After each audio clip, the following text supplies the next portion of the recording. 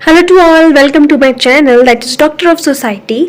तो इस वीडियो में आज हम कुछ डिस्कस करेंगे 20 प्रश्नों को, 20 क्वेश्चन को, जो कि सभी के सभी सोशियोलॉजिकल प्रीवियस ईयर क्वेश्चंस हैं। ठीक है, जो कि मैंने लिए हैं यूसेट से।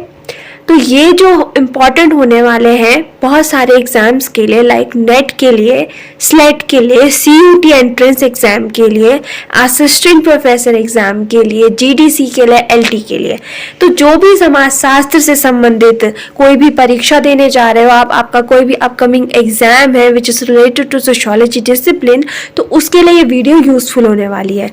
और आपको एक और चीज़ मैं बता दूँ कि इन क्वेश्चंस को मैंने हिंदी और इंग्लिश दोनों में मैं लेकर आई हूँ।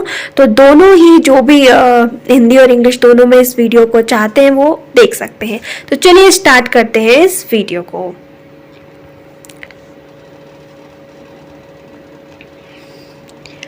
आज का हमारा पहला प्रश्न हम देख लेते हैं। पहला प्रश्न है, who propound the functional theory of stratification. स्तरीकरण का प्रकार्यात्मक सिद्धांत किसने प्रतिपादित किया था? ऑप्शंस देख लेते हैं। Toynbee, Max and Weber, Davis and Moore और बॉटोमॉर। यहाँ बात हो रही है स्ट्रेटिफिकेशन की, फंक्शनल थ्योरी की, प्रकार्यात्मक सिद्धांत की। तो ये कौन देते हैं? देखिए, सबसे पहले आप खुद से आंसर देने की भी ट्राई करेंगे और उसके बाद मैं आंसर बताऊंगी, तो आप उसे मैच करते जाइएगा और आपका कितना स्कोर होता है 20 में से आप मुझे बताएंगे। आज की वीडियो में मैं 20 प्रश्नों को लेकर आई हूँ, तो 20 में से आपका कितना स्कोर बना है आप प्लीज मुझे कॉमेंट करके बताएंगे। तो इसका आंसर हो जाएगा डेविस एंड मूरे। नेक्स्ट पर चलते हैं। Which of the following performs the function of socialization. निम्नलिखित में से कौन समाजीकरण का कार्य संपादित करता है? ऑप्शंस देख लेते हैं। ईगो, सुपर ईगो, इड या नन ऑफ द अबव। अहम, पर अहम, इड या उपयुक्त में से कोई नहीं। तो क्या आंसर होना चाहिए इसका? इसका आंसर होगा सुपर ईगो, क्योंकि जो ये इड, ईगो, सुपर ईगो की बात की थी वो किसने की थी? फ्राइड ने की थी, आप सभी जानते हैं। और वो बताते हैं इन तीनों के बारे में कि जो इड होता है, इड को तो वो क्या कहते हैं कि जिसमें वो एक बच्चे के समान है, मतलब उसे कुछ भी नहीं पता, उसको बस अपनी इच्छाएं पूरी करनी है। ईगो इड और सुपर ईगो के बीच के रास्ता है। और सुपर ईगो क्या होता है? जिसमें हम अपनी कल्चर और मॉरल वैल्यूज को जानने लगते हैं। तो सोशलाइजेशन का फंक्शन परफॉर्म होता है सुपर ईगो में। ओके, आगे बढ़ते हैं। तीसरा question, who of the following is associate with the concept of looking glass self. आत्मदर्पण की अवधारणा किससे संबंधित है? Mead, Freud, Cooley, Giddings. Answer पहले खुद से देंगे आप लोग। तो इसका आंसर जो है वो हो जाएगा Charles Horton Cooley, that is option C. C is the correct answer for this question. Now चलते हैं क्वेश्चन नंबर 4 पे। Who out of the following has defined sociology in terms of collective representation? निम्न में से किसने समाजशास्त्र को सामूहिक प्रतिनिधित्व के रूप में परिभाषित किया है? ऑप्शंस पे बढ़ते हैं।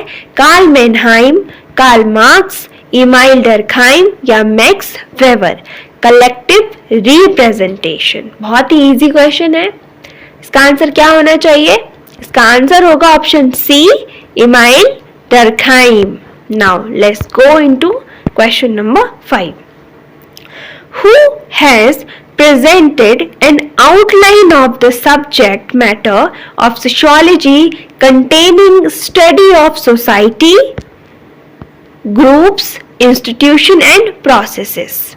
समाजशास्त्र की विषय वस्तु की रूपरेखा किसने प्रस्तुत की है, जिसमें समाज, समूह, संस्थाएं और प्रक्रियाओं का अध्ययन सम्मिलित है? ऑप्शंस पर बढ़ते हैं। C.A. Kojo, Alex Inkeles, C.H. Cooley, Kingsley Davis. क्या आंसर होना चाहिए इसका? इसका आंसर हो जाएगा option number B, Alex Inkeles. ठीक है, चलिए नेक्स्ट पर बढ़ते हैं, क्वेश्चन नंबर 6 पे। इसमें आपको मैच करना था लिस्ट 1 से लिस्ट 2 और नीचे कोड भी दिए गए हैं, तो इस क्वेश्चन को ध्यान से पढ़ेंगे। लिस्ट 1 में है society, social organization, human society, structure and function in primitive society. List 2 में से मिलाना है, तो सोसाइटी किससे रिलेटेड होगी? चलिए मैं आपको 10 सेकेंड का टाइम देती हूँ, आप इसका आंसर खुद देखिए पहले क्या होगा।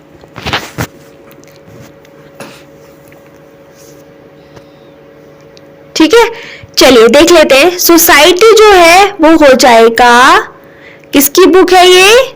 RM MacIver and CH page की। ठीक है, सोशल ऑर्गेनाइजेशन किसकी बुक है? CH कूले की। ह्यूमन सोसाइटी किसकी है? किंगस्ले डेविस की। स्ट्रक्चर एंड फंक्शन सोसाइटी किसकी है? AR रैटक्लिफ ब्राउन की। तो हमारा क्या बना? A का हो गया हमारा 4, A का 4, ठीक है, 2 में आ रहा है। B का हो गया 2, 4 2 1 3। देखिए ऑप्शन नंबर D जो होगा इसका करेक्ट आंसर होगा। हिंदी में आप यहां पढ़ सकते हैं। चलिए नेक्स्ट देख लेते हैं, क्वेश्चन नंबर 7। क्वेश्चन नंबर 7 क्या बोल रहा है, एक बार देख लेते हैं। A standard or rule regulating the behavior of a person in social setting is termed as। Hindi में देखते हैं, एक मानक या नियम जो एक सामाजिक पृष्ठभूमि में व्यक्ति के व्यवहार का नियमन करता है, उसे हम क्या कहते हैं? ऑप्शंस देख लेते हैं। वैल्यू, एसोसिएशन, सोशल एक्शन या नॉर्म्स। मूल्य, समिति, सामाजिक क्रिया, आदर्श। देखिए इसमें कीवर्ड दिया गया है, अगर आप पहचान लेंगे तो आंसर आप तुरंत दे सकते हैं। क्वेश्चन नंबर 7 पर है हम। इसका जो आंसर होना है, इसका आंसर है नॉर्म्स, आदर्श। यहाँ पर क्या था? कीवर्ड था हमारा standard, rule, regulations. These are the keywords of norms. ठीक है, नाउ अब चलते हैं क्वेश्चन नंबर 8 पर। An established order comprising rule-bound and standardized behavior patterns is called। नियमबद्ध और मानकीकृत व्यवहार प्रतिमानों से निर्मित एक संस्थापित व्यवस्था को हम क्या कहेंगे? बहुत अच्छे से पढ़ेंगे। Social groups, institutions, audience, association. सामाजिक समूह कहेंगे, संस्था कहेंगे, श्रोता समूह कहेंगे या एक समिति कहेंगे? क्या होना चाहिए answer? Answer is institutions. Yes, because institutions कैसे एस्टेब्लिश्ड होता है? एक particular rule, bond and standardized behaviour से।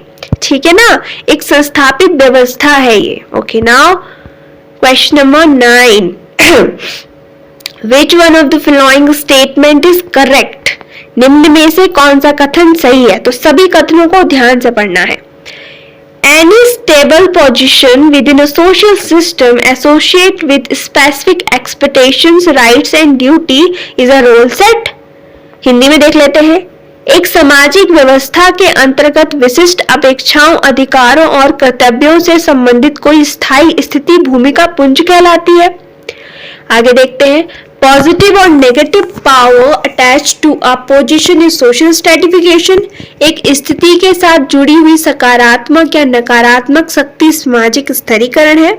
Option C, a position within a social system associated with specific expectations, rights and duties a social status। एक सामाजिक व्यवस्था के अंतर्गत विशिष्ट अपेक्षाओं, अधिकारों और कर्तव्यों से संबंध स्थिति सामाजिक परिस्थिति है। Option D, social status and role symbolize social differentiation. सामाजिक परिस्थिति और भूमिका सामाजिक विभेदीकरण का प्रतीक है। तो सही कथन ढूंढना है, बहुत बहुत इजी था। आंसर इज सी, बिल्कुल पता चल रहा है पढ़ के ही। क्या होता है हमारा सोशल स्टेटस?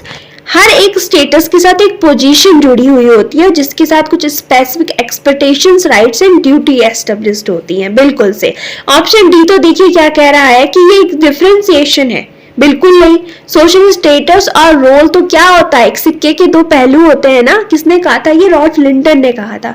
और जो 1 वाला है वो भी सही नहीं होगा, बी वाला भी नहीं होगा, तो ऑप्शन सी बिल्कुल सही रहेगा हमारा। नेक्स्ट चलते हैं क्वेश्चन 10 पे। Who out of the following regards the social structures as the complex of principal groups and institutions which constitute society? निम्न में से कौन सामाजिक संरचना को प्रमुख समूहों एवं संस्थाओं की जटिलता के रूप में देखते हैं जिनसे मिलकर समाज बनता है? ऑप्शंस पर चलते हैं। A R Radcliffe Brown, Morris Ginsberg, Herbert Spencer, L H. Morgan. क्या होगा आंसर? कीवर्ड दे रखा है इसमें, आंसर हो जाएगा ए आर रेडक्लिफ ब्राउन। उन्होंने कॉम्प्लेक्स ऑफ प्रिंसिपल ग्रुप कहा था। ठीक है, नेक्स्ट 10 क्वेश्चन हमने सॉल्व कर लिए हैं।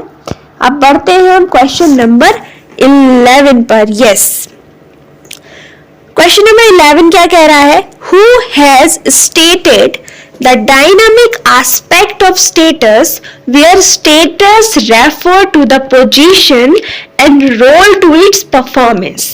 किसने कहा था कि परिस्थिति का गतिशील पक्ष है जहां परिस्थिति स्थिति को दिखाती है और भूमिका इसके निष्पादन को दिखाती है? ऑप्शन है हमारे पास R K Merton, A R Desai, Talcott Parson या रॉल्फ लिंटन। अगर आपने अच्छे से नहीं पढ़ा इस क्वेश्चन को तो आप जरूर आंसर गलत कर सकते हैं, तो ध्यान से पढ़ेंगे। क्या होना चाहिए इसका आंसर? इसका आंसर होगा टॉलकोट पार्सन, रॉल्फ लिंटन नहीं होगा। रॉल्फ लिंटन तो स्टेटस और रोल को बताते हैं, उसे इंट्रोड्यूस करते हैं, पर इस जो वाक्य को कहा था, इस स्टेटमेंट को कहा था, वो टॉलकट पार्सन ने कहा था। आगे बढ़ते हैं। Who used the theory of reformer group behavior in the study of Indian society? Bharatiya Samaj के अध्ययन में संदर्भ समूह व्यवहार के सिद्धांत का प्रयोग किसने किया है? G S. Ghurye, Louis Dumont, A M. Shah, M N. Srinivas. क्या आंसर होना चाहिए इसका? जल्दी से देंगे। आंसर हो जाएगा इसका एम.एन. श्रीनिवास। नेक्स्ट है question number 13। Which of the following is not the characteristics of primary group? यहाँ बात हो रही है कि कौन प्राथमिक समूह की विशेषता नहीं है। ऑप्शंस देख लेते हैं। Anonymity, smallness, intimacy, face to face, relationship. क्या होना चाहिए? नॉट पूछा जा रहा है, आंसर हो जाएगा एनोनिमिटी। ठीक है, नेक्स्ट देख लेते हैं। In which year national policy on education introduced? शिक्षा की राष्ट्रीय नीति किस वर्ष लागू की गई? 1988, 1986, 1984, 1985। And the answer for this question is option number B, 1986। Next question number 15। Which of the following statement is not correct? अब फिर से बात आ रही है not correct की, कौन सा कथन सही नहीं है? Religion is the attitude towards supernatural powers. धर्म अधिप्राकृतिक शक्तियों के प्रति व्यवहार है। Option B, religion is concerned with welfare of people. धर्म लोगों के कल्याण से संबंधित है। Religion includes visiting holy places. पवित्र स्थानों के दर्शन धर्म से रिलेटेड है। या फिर religion is concerned with political parties, धर्म का संबंध राजनीतिक दलों से है। क्या आंसर होगा? जल्दी से सोचेंगे तो इसका आंसर हो जाएगा ऑप्शन नंबर डी, धर्म का संबंध राजनीतिक दलों से नहीं होता। ठीक है, नेक्स्ट देख लेते हैं। Man marrying his wife sister is known as, पत्नी की बहन से विवाह को हम क्या कहेंगे? फैटर्नल पॉलीएंट्री, भातृत्व बहुपति विवाह, सॉरुरल पॉलीजिनी, सहोदर बहुपत्नी विवाह, नॉन फैटरल पॉलीएंट्री, अभातृत्व बहुपति विवाह, नॉन सॉरुरल पॉलीजिनी, असहोदर बहुपत्नी विवाह। बहुत इजी है, हिंदी में तो बहुत इजी है। क्या आंसर होगा इसका? आंसर हो जाएगा सॉरुरल पॉलीजिनी। नेक्स्ट देख लेते हैं। ओके, ये डन है, ये डन है। ओके, क्वेश्चन नंबर 17 पर चल रहे हैं हम। Which one of the following statement is true? अब पूछा जा रहा है कि कथनों में से कौन सा कथन सही है। One wife and one husband is called polygamy. एक पत्नी और एक पति को बहुविवाह कहते हैं। Exogamy is the characteristic of caste system. बाह्य विवाह जाति व्यवस्था की एक विशेषता है। Family is a static unit of society. परिवार समाज की एक स्थायी इकाई है। Husband and wife without children is a family. पति एवं पत्नी बिना बच्चों के एक परिवार है। क्या होगा बताइए? थोड़ा घुमाने वाला क्वेश्चन है ये। इसमें आप दो ऑप्शंस पर कंफ्यूज हो सकते हैं। तो इसका आंसर हो जाएगा option number C. Family is a static unit of a society. Okay, who stated a community is united by an accord of feeling of sentiments between individuals? किसने कहा एक समुदाय व्यक्तियों के बीच अनुभूति और भावनाओं के मेल से संगठित रहता है? George Gurvitch, R C. Angell, C G. Homans, F. Tonnies. तो ये कहने वाले हैं हमारे फर्डिनेंड टोनीस, जिन्होंने जेसल सैफ्ट और जेमिन सैफ्ट की बात की थी एसोसिएशन और इंस्टीट्यूशन से related. Now question number 19 is here. We have to list 1 and list 2। चलिए अब इसे मैच करेंगे जल्दी जल्दी। Polyandry, hypergamy, sororate, monogamy. Hindi में एक पुरुष का एक स्त्री से विवाह क्या कहलाता है? एक पुरुष का एक स्त्री से विवाह कहलाएगा बिल्कुल से एकल विवाह।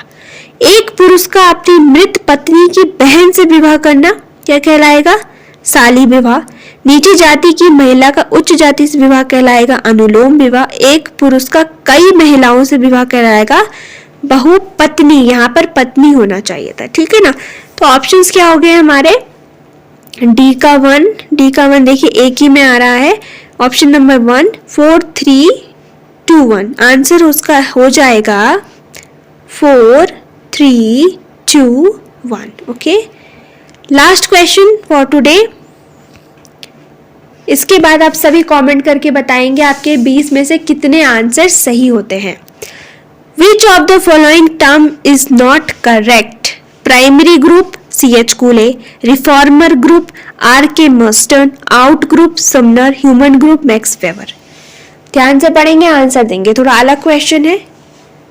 आंसर इसका जो है वो हो जाएगा reformer group R.K. Merton is not correct because R.K. Merton ने रिफॉर्मिस्ट ग्रुप की बात की थी। रिफॉर्मिस्ट ग्रुप, नॉट रिफॉर्मर, ठीक है। तो हमने आज सॉल्व किए कुल 20 क्वेश्चंस। अब आपका कितना स्कोर बनता है कमेंट करें। अगर वीडियो पसंद आती है तो लाइक करें। इसके आगे की वीडियो दैट इज पार्ट 2 में करवाऊंगी कल। टोटल 50 क्वेश्चन है मेरे पास इससे रिलेटेड, तो मैं कल बाकी के क्वेश्चन कराऊंगी। कल मैं आपके 30 क्वेश्चन सॉल्व करवा दूंगी इसमें, तो हमारे टोटल 50 क्वेश्चन सॉल्व हो जाएंगे। आप इस वीडियो को अपने लिए एक मॉक टेस्ट के रूप में लीजिए और सॉल्व करते जाइए और मेरे साथ पढ़ते रहिए sociology. And thanks for watching this video.